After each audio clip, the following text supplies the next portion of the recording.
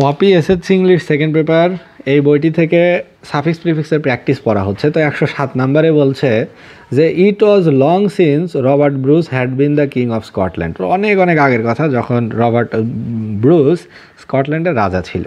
He was a good and dash dash, তাহলে he was a good ruler, সে ছিল একজন ভালো শাসক, and dash warrior, and brave সাহসী, ওয়ারিয়র মানে যোদ্ধা ছিল।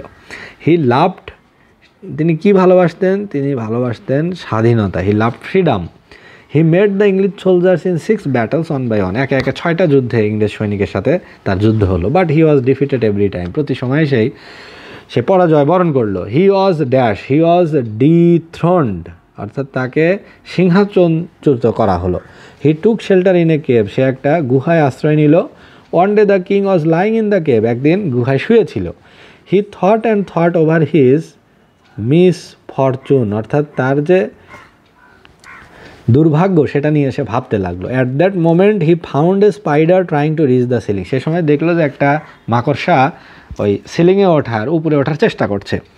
The spider crawled up a few inches and then dropped on its dash thread, on its silky thread, অর্থাৎ স্পাইডারটা কয়েক ইঞ্চি উঠলো এবং তারপর আবার তার যে ওই সিল্কি মানে মোলায়েম মসৃণ সুতা থেকে সে পড়ে গেল, অর্থাৎ নিচ দিকে আসলো, উপরে ঠিকভাবে যেতে পারছে না।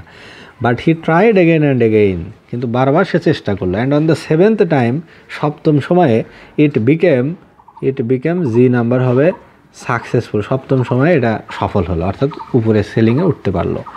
The sight of the spider dash the king, অর্থাৎ এই দৃশ্য দেখে রাজা of the spider encourage the king,